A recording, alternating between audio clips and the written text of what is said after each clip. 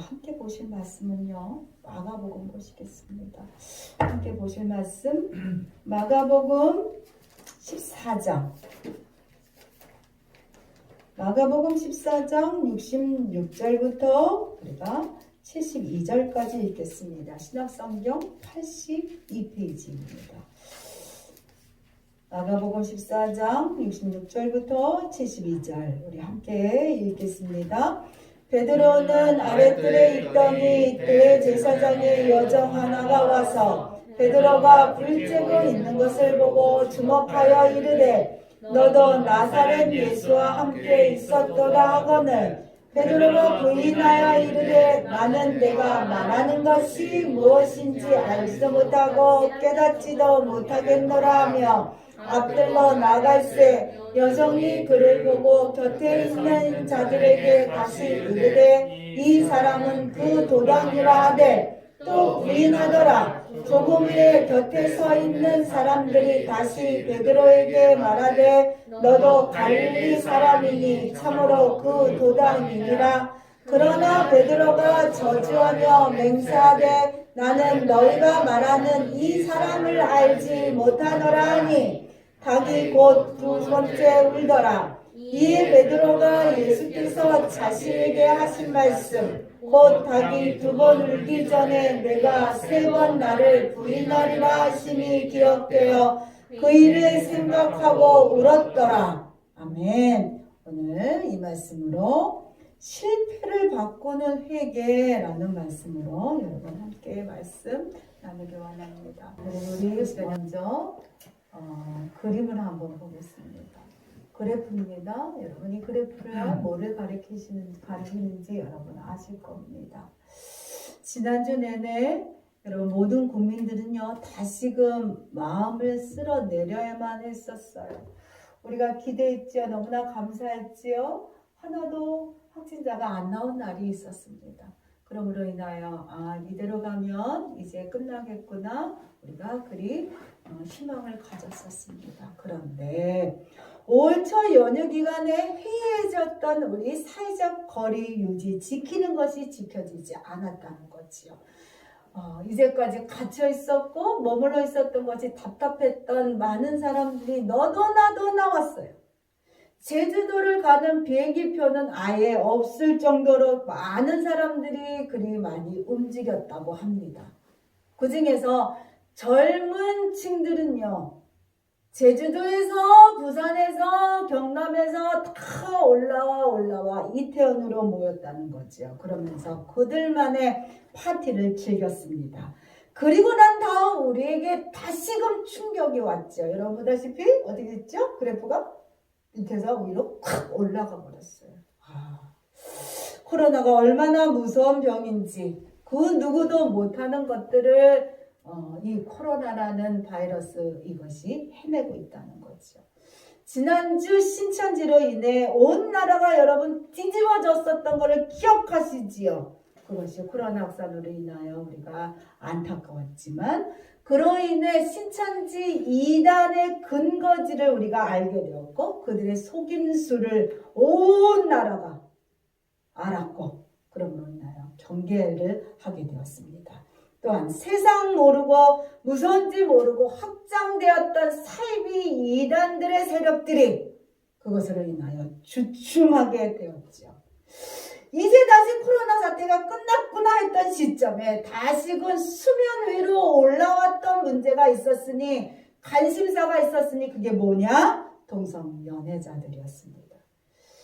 여러분 아실 겁니다. 특별히 서울시장 박원순 시장은 그들을 옹호했어요. 그리고 난자편 축제들을 서울시청 앞에서 벌릴 수 있도록 허락까지 해줬었지요. 그리고 또 우리나라는요. 또 이들을 법적으로 성소수자라고 그들을 인정하고 그럴듯한 명목으로 차별금지법이라는 것을 만들려는 자들이 계속 움직임이 있었고 이에 대한 반대 세력들은 그거에 대해서 계속적으로 반대 시위를 하고 있었던 거 여러분 아실 겁니다. 그런데 이번 이태원 코로나 확산자 이 사건으로 인하여 그들의 정체성을 온 국민이 다시금 알게 되었습니다.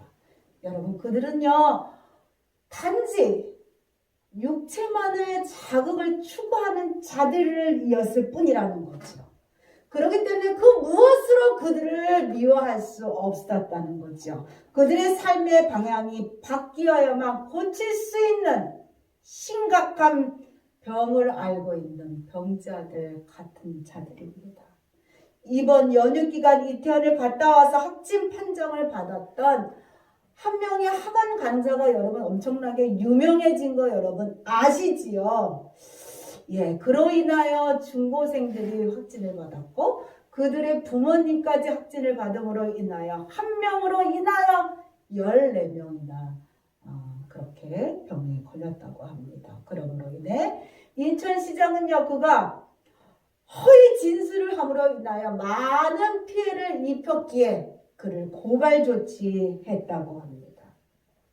그를 역학조사할 때 그는요, 신분을 속였대요. 학원 강사인데도 불구하고 나는 무직입니다 했다는 거예요. 그리고 그 6일날 언제 집에 갔느냐 얘기했을 때 6시에 갔습니다 했지만 심층 역학조사를 한 결과 그는 11시까지 강의를 한 것이 드러났습니다. 여러분 또한 이와 대비되는 자가 또 우리 매스컴에 나온 자가 있어요. 그게 누구냐? 한 청년의 어머니입니다. 네. 이 어머니는요, 자신의 아들이 이태원에 갔다 온 것 같으니 이 아들을 좀 검사해 주세요. 이렇게 자진 신고하게 되었죠. 그러므로 인해서 그 아들이 입원하려 했던 그 병원의 확산을 막았다는 거죠. 우리는요, 자신의 부끄러움이 드러나려는 순간 우리는 자신을 보호하고 싶은 마음이 우리 가운데 있어요. 그러므로 인해서 거짓말이라는 것을 서슴없이 하게 된다는 거죠. 자신을 보호하려고 하기 때문에 사실대로 털어놓는다는 것이 되게 두려워하는 자가 우리 인간들입니다. 어떻게 해서라도 그 순간을 모면하고 싶어 합니다. 그러나 이것이 여러분 큰 죄가 된다는 거죠. 그때는 모면하고 다 끝난 것 같지만 이 거짓말에 대한 파장이라는 게 아주 급속도로 커질 수 있다는 거예요. 그렇기 때문에 여러분 무서운 겁니다. 인천 102번째 환자는요 두려웠을 거예요. 자신의 사생활이 이것이 드러나는 것이 그가 무서웠을 겁니다. 그러나 자신이 숨기려 했기 때문에 자기 자신 하나를 거짓말로 숨기려 했기 때문에 14명이라는 사람들이 고통받게 되었다는 거죠. 그 중에서도 중고생들이 고통받게 됐고요. 거기는 고3 학생도 있었다는 거예요. 얼마나 그들은요 이것 때문에 멘붕의 상태에 있을까 참으로 걱정됩니다. 오늘 우리는 이 상황과 너무나 같은 상황을 마주친 제자를 우리가 보게 됩니다. 여러분 그 제자의 이름은 누구지요? 베드로입니다. 그 제자의 이름은 누구입니까? 여러분 나입니다. 예. 우리 자신은요 스스로가 나 자신은 되게 대단하다고 생각해. 남 다 변해도 나는 변하지 않는 사람이야. 나는 한결같아. 너는 그럴 줄 모르지만 나는 절대로 안 그래. 우리는 스스로 나 자신에 대하여 되게 과대평가하는 합니다. 절대로 나는 그런 인간이 아니라는 거야. 나는 저런 인간들하고 나는 너무나 다른 사람이야. 어떻게 저럴 수가 있어? 우리는 그렇게 얘기하지요. 그러나 여러분, 우리는 다 같은 인간이라는 거예요. 여러분, 베드로는요, 자신을 절대로 변하지 않을 것이라고. 나는 절대로 안 변해. 하고, 우리와 같이 똑같이 그렇게 자신했다는 거예요. 마가복음 14장 27절부터 29절 우리 함께 읽겠습니다. 예수께서 제자들에게 이르시되 너희가 다 나를 버리리라. 이는 기록된 바 내가 목자를 치리니 양들을 흩으리라 하였습니다. 그러나 내가 살아난 후에 너희보다 먼저 갈릴리로 가리라. 베드로가 여짜오되 다 버릴지라도 나는 그리하지 않겠나이다. 베드로는요 특별히 예수님의 제자 중에서 수제자로서 내가 수제자야. 내가 1번 제자야 하면서 스스로에게 되게 자부심이 강했다는 거예요. 또한 예수님도요 12제자들 중에서도 특별히 베드로를 아꼈습니다. 그래서 베드로와 요한과 야고보 세 사람만 중요한 사건이 있을 때마다 이들만 예수님이 데리고 가셨다는 거죠. 우리가 알고 있는 야이로의 딸을 살릴 때도 이 세 사람만 데려가셨어요. 그리고 변화산에서 모세와 엘리야를 만나는 그 사건 속에서도 이 세 사람만 동행했다는 거죠. 그때 베드로는요, 그 변화산에서 그 죽었던 선조들 모세와 엘리야를 보면서 너무나 황홀했어요. 믿음이 아주 충만했어요. 그러면서 예수님께 고백했지요. 이들과 함께 여기서 내가 초명을 짓고 살겠습니다 할 정도로 베드로의 믿음이 출중하게 올라갔다는 거죠. 그러면서 예수님이 잡히실 때도 제자들이여 자신들이 버릴 것을 예언했을 때도 베드로는 뭐라고 얘기했냐면 다 버릴지라도 나는 그리하지 않겠나이다. 예수님 나는 다른 사람과 틀려요. 그렇게 얘기했다는 거예요. 그러면서 31절 뭐라고 장담했느냐? 우리 함께 읽겠습니다. 내가 주와 함께 죽을지언정 주를 부인하지 않겠나이다까지 이렇게 아주 힘있게 자신있게 자신은 나는 사람과 달라요. 예수님 아시잖아요. 내 믿음을 아시잖아요. 하면서 베드로는요 호언장담을 했어요. 베드로는요 자신이요 예수님의 수제자로서 누구보다 예수님을 사랑하고 충성심이 강하다고 스스로를 믿었어요. 그래서 예수님이 죽기까지 나는 예수님을 부인하지 않습니다. 예수님과 함께 죽을 때까지 죽을지언정 나는 예수님을 끝까지 믿겠습니다. 이렇게 고백했다는 거죠. 그는 스스로를 믿었고 자신은 다른 사람하고 다르다고 생각했습니다. 그러나 여러분 신앙생활에 있어서 어떠한 자만도 여러분 금물입니다. 한난에 대하여 취약하기는 한난이 왔을 때 평상시 좋을 때는요 다 좋고 믿음 다 좋은 것 같아요. 그렇지만 한난이 오고 문제가 오고 고난이 내게 왔을 때 모든 자들은요 흔들리게 되어 있습니다. 베드로의 본성이요 여실히 여정 앞에서 드러나게 된다는 거죠. 베드로의 부끄러움이요 드러나기 시작합니다. 여러분 66절부터 70절 읽겠습니다. 베드로는 아랫뜰에 있더니 대제사장의 여종 하나가 와서 베드로가 불쬐고 있는 것을 보고 주목하여 이르되 너도 나사렛 예수와 함께 있었도다 하거늘 베드로가 부인하여 이르되 나는 내가 말하는 것이 무엇인지 알지도 못하고 깨닫지도 못하겠노라 하며 앞들로 나갈새 여종이 그를 보고 곁에 서 있는 자들에게 다시 이르되 이 사람도 그 도당이라 하되 또 부인하더라. 조금 후에 곁에 서 있는 사람들이 다시 베드로에게 말하되 너도 갈릴리 사람이니 참으로 그 도당이니라. 베드로는요 예수를 향한 그 믿음과 인간적인 의리에 대하여 자기 스스로를 확신했다는 것. 절대로 나는 변할 사람이 아니에요. 아유 내 믿음 아시잖아요. 내 의리 아시잖아요. 탤런트 중에서 의리하며 외치며 자기 지조를 나타내는 탤런트가 있잖아요. 베드로가 그랬어요. 베드로 의리, 충성, 믿음 그런 자가 베드로였습니다. 그런데 불구하고 그 베드로가 작은 여정 앞에서 여러분 무너집니다. 이 당시에 여자라는 거, 아이라는 거, 그 다음에 종이라는 것은 사람 취급도 안 할 그런 시대에 내렸다는 거죠. 그런데 불구하고 베드로가 작은 여종, 남종도 아니고 여종 앞에서 그의 믿음과 의리와 확신과 신념이 무너졌다는 거예요. 예수님은요, 대제사장 집안의 뜰 안에서 대제사장에게 신문을 받으셨어요. 그렇지만 예수님은 조금도 뜻을 굽히지 않으셨어요. 목숨을 위해 거짓말을 하지 않으셨다는 거예요.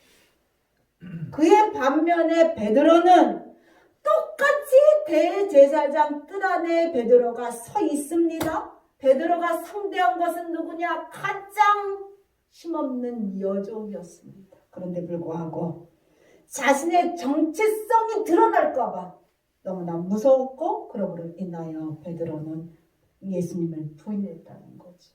누구 앞에서? 작은 여종 앞에서 예수님을 부인했다는 거죠. 나는 죽을지라도 절대로 예수님을 믿겠습니다. 나는 예수님과 죽음과 함께 가겠습니다. 했던 그 고백이 아주 멀지도 않아요. 얼마 전에 고백한 거예요. 그런데 불구하고 여종이 묻는 그 말에 이 베드로가 와르르르 무너졌다는 거예요. 자신을 숨기기 위하여 켜나온 말이 뭐냐? 거짓말이었어. 자기가 살기 위하여 여종 앞에서 서슴지 않고 거짓말을 했다는 거죠. 베드로는요, 의리가 아니라, 충성이 아니라, 믿음이 아니라 목숨을 구걸했습니다. 그것도 몇 번이나? 3번이나. 아니야. 난 그를 정말 모른다고. 그렇게 3번이나 여정 앞에서 맹세하게 되었다는 거죠. 두려움이라는 게 한 번 이렇게 딱 생기면 이것을 뿌리치기가 다 어렵습니다. 베드로는 그 순간, 여정이 물었던 그 물음의 그 순간에 갑자기 죽음의 공포가 베드로를 확 덮쳤다는 거죠. 그러면서 내 정체가 드러나면 예수님처럼 잡혀갈 거라고 생각한 나머지 그는 삶이 절박했어요. 그래서 본능적으로 대답한 것이, 여러분 71절 읽겠습니다. 그러나 베드로가 저주하며 맹세하되 나는 너희가 말하는 이 사람을 알지 못하노라 하니, 베드로는요 그 사람을 몰라요가 아니라 저주하며 맹세했다는 거예요. 나는 그 예수라는 자를 정말 몰라. 난 예수라는 그 나쁜 사람? 나는 그 사람을 몰라. 정말 모른다니까? 내가 맹세해. 어머니 이름을 대고 맹세해. 그럴 정도로 이 베드로가요 단순히 몰라요가 아니라 저주하며 예수를 저주했다는 거예요. 그런 망나니 같은 사람 나는 모른다. 나는 그 사람하고 같이 있지 않았다 하고 베드로가 저주하며 맹세하였다라고 얘기하고 있습니다. 여러분, 연극이나 드라마를 보면은요 극적인 변화가 올 때, 그리고 주인공의 심경의 변화가 올 때, 그게 흐름이 바뀔 때 나타나는 것이 있으니 여러분 그게 뭐지요? 뭐가 나타나죠? 음악이 나타납니다. 그렇죠? 근데 그 음악은 잔잔한 음악이 아니에요. 아주 크게 요동치는 음악이 콱 악센트로 해서 나타나지요. 그와 마찬가지예요. 여러분 72절 읽겠습니다. 닭이 곧 두 번째 울려라. 이에 베드로가 예수께서 자기에게 하신 말씀 곧 닭이 2번 울기 전에 내가 3번 나를 부인하리라 하심이 기억되어 그 일을 생각하고 울었다. 베드로는 순간 그 시간을 모면하기 위하여 몰라. 나 정말 모른다니까. 내가 그를 알면 나는 나쁜 사람이야 하면서 저주하면서 그렇게 맹세한 그 순간에 음악이 들렸어. 어떤 음악이야? 닭이 울었다는 거예요. 근데 닭이 어떻게 울었어요? 닭이요 꼬꼬대 하고 2번 울었다는 겁니다. 여러분, 그때 베드로는요 예수님이 그 전에 하셨던 말씀이 생각이 딱 난 거예요. 네가 닭이 2번 울기 전에 나를 3번 부인하리라. 그 말이 콱 머리에 콱 왔다는 겁니다. 그러고 나서 베드로는 그제서야 자신이 무슨 말을 했는지 그제서야 깨달았어요. 자기는 사람도 아니었다는 거죠. 나는 사람도 아니야. 나는 인간도 아니야. 어떻게 내가 어떻게 아버지를 배반할 수가 있어. 그러면서 이 베드로는요 목 놓아 울었답니다. 베드로는요 예수님이 어디든 따라가겠다고 믿음의 호기를 부리면서 예수님이 잡혀가신 그곳까지 따라왔습니다. 그러나 그곳의 분위기 속에서 그가 믿음은 어디로 가버리고 남아있는 것이 자기 애만 남았다는 거죠. 자기의 본성, 자기의 삶, 자기의 생명, 이것만 남았어요. 순간 베드로는요, 진실을 말함으로써 자신이 당할 수 있는 고난의 유혹에 자신이 진실을 말하지 않았다는 거지요. 여러분, 이런 일이요 베드로에게만 있는 게 아니에요. 이런 일이요 내게도 있어요. 내게도. 우리가 그 순간 모면하려고 갑자기 이 입에서 탁 튀어나오는 말들이요 거짓말이라는 거. 내가 했어요. 잘못했어요. 이거보다는 내가 아니야. 내가 안 했어요. 안 했어요. 정말 안 했어요. 이렇게 말하는 것이 우리의 인간의 본성이라는 거죠, 여러분. 우리는요, 자신을 너무나 사랑하고 기준점이 언제나 내가 되기 쉽기 때문에 나를 위해서는 거짓말도 도둑질도 서슴지 않고 할 수 있는 게 나라는 존재라는 거야. 나라는 존재. 지금 여기서 나는 절대로 베드로처럼 나는 아닙니다 할 사람 아무도 없다는 거예요. 이 거짓말은 가리키는 건 아닌 것 같아요. 애들은요 순진하다 하죠. 아이들은 거짓말 못한다고 하죠. 다 그거 헛소리더라고요. 아이들도요 얼마나 거짓말을 잘하는지 모릅니다. 여러분, 저희 교회에 이 건물에 CCTV가 달려 있어요. 이것이 달려 있는 이유가 우리 센터가 있어서 아이들 때문에 이것을 달아놓게 됩니다. 아이들도요 증거가 없으면 했어도 안 했다고 하는 게 아이들이더라고요. 그래서 이것들이 녹화는 되고 있지만 이것이 다시금 이렇게 대감기가 안 되기를 정말 원합니다. 그런데 얼마 전에도 이 지역 형사분들이 오셔서 CCTV를 보자고 그랬던 적이 있었습니다, 여러분.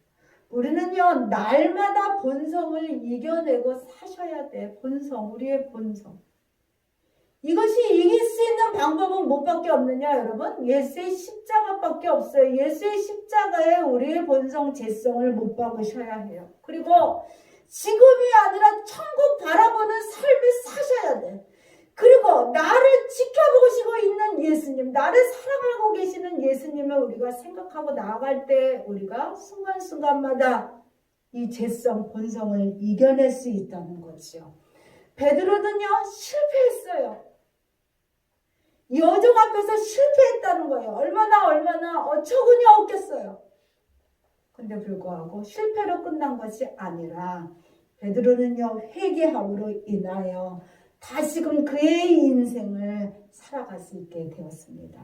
실패하지 않는 자는요 아무도 없습니다. 사회적 거리를 두고 우리가 이제는 마스크를 좀 쓰고 다니자 우리가 다 약속을 했죠. 온 국민이 그렇게 약속을 했잖아요. 그래야지만 모두를 위해서 여러분 그렇게 우리가 약속을 했습니다. 그런데 불구하고 힘 있는 자, 건강한 자들, 젊은이들이요 자기가 놀자고 자기의 육신의 쾌락을 위하여 그 약속을 지키지 않았다는 거예요. 그러므로 인하여 정작 힘없고 건강하지 않은 노인들이 그로 인하여 죽어가고 있습니다.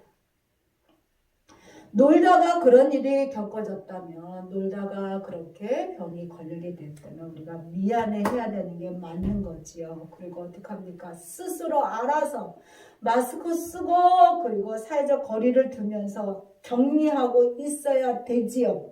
그러나 젊은이들이요 증세가 없다 보니요 아닌 척하고 부끄러움을 가리기 위하여 거짓말까지 서슴지 않고 일상을 살아가고 있다는 거예요. 그러므로 인하여 일파만파 이게 퍼지게 되었지요. 순간 당황해서 두려워서 거짓말할 수 있어요. 누구나 다 그렇게 할 수 있습니다. 그러나 거짓말을 하고 난 다음에는요 분명히 마음에 가책이 오게 됩니다. 양심의 깨달음이라는 게 오게 돼요. 예수를 믿지 않을지라도 양심의 깨달음이라는 게 오게 됩니다. 그런데 이 깨달음이 없고 양심의 가책이 없다면 그 사람은 이상한 삶을 살고 있는 자입니다.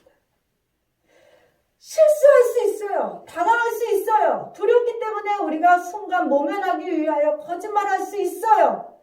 그렇지만 하고 난 다음에는 양심이 울린다는 거예요. 아, 내가 너무 내 생각만 했구나. 내 욕심만 부렸구만. 나만 나의 부끄러움만 가리기 위하여 내가 너무나 잘못했구나. 그런 마음이 우리 마음 가운데 울렸다면 그때 우리가 솔직하게 고백해야만 된다는 거죠. 이번에 문제가 돼서 그렇게 확대되어 이슈화되었던 인천의 그 102번째 확진자는요. 그때를 놓쳤기 때문이에요. 그때를. 그러므로 인하여 그가 더 부끄러움에 노출될 수밖에 없었고 신상털이가 무서워 얘기하지 않았던 그것으로 인하여 그의 신상이 완전히 온 국민이 알게 되었다는 거죠. 그러므로 인하여 공개적으로 사회적 낙인을 받게 되었다는 겁니다. 얕은 꼼수는요, 순간은 모면할 수 있지만 더 큰 화를 불러일으킬 수 있다는 사실을 우리가 기억하셔야 합니다. 베드로도 마찬가지예요. 베드로도요, 그 실수로 인하여 자신의 인생이 그렇게 무너질 거라는 거 생각하지 못했어요. 그 순간 모면하기 위하여 그가 실수했지만 그 실수로 인하여 그는 완전히 패배자가 되었습니다. 그는 완전히 실패자가 됐어요. 자신의 모습이 드러난 그 베드로의 그 모습을 보면서 자신의 모습을 보면서 이 베드로는요 자포자기합니다. 삶의 의미를 완전히 잃어버렸어요. 그러면서 고향으로 떠나게 되었지요. 여러분, 예수님은요 이 장면을요 이미 베드로에게 예견하시고 준비시켰습니다. 여러분 보겠습니다. 누가복음 22장 31절부터 34절 읽겠습니다. 시몬아 보라, 사단이 너희를 밀가부르듯 하려고 요구하였으나 그러나 내가 너를 위하여 내 믿음이 떨어지지 않기를 기도하였노니 너는 돌이킨 후에 내 형제를 붙게 하라. 그가 말하되 주여 내가 주와 함께 오게도 중대도 가기를 각오하였나이다. 이르시되 베드로야 내가 내게 말하노니 오늘 다 울기 전에 내가 3번 나를 부인하도다. 모른다고 부인하리라 하시니라. 여러분 베드로는요 죽을지라도 예수님과 나는 끝까지 함께 있겠다고. 예수님 그게 무슨 말씀입니까? 나는요 무슨 일이 있을지라도 칼이 내 목에 들어올지라도 나는 예수님과 함께 있겠습니다. 그렇게 호언장담했다는 거죠. 예수님은 우리의 모든 것을 아시는 분이세요. 그렇기 때문에 베드로가 걱정돼서 베드로야 사단이 너를 밀가부르듯 할 거야. 네 마음에 충동을 주고 유혹할 거야. 너 그럴 때 정신 차려야만 된다. 하고 이미 경고해 주셨다는 거죠. 그런데도 불구하고 베드로는요 자신을 너무나 몰라도 너무너무 몰랐다는 거예요. 자신을 너무 과대평가하고 교만했어요. 그러므로 인하여 베드로가 실패했지요. 그래서 완전히 무기력에 빠지게 되었죠. 완전히 자포자기한 삶으로 그가 돌아갑니다.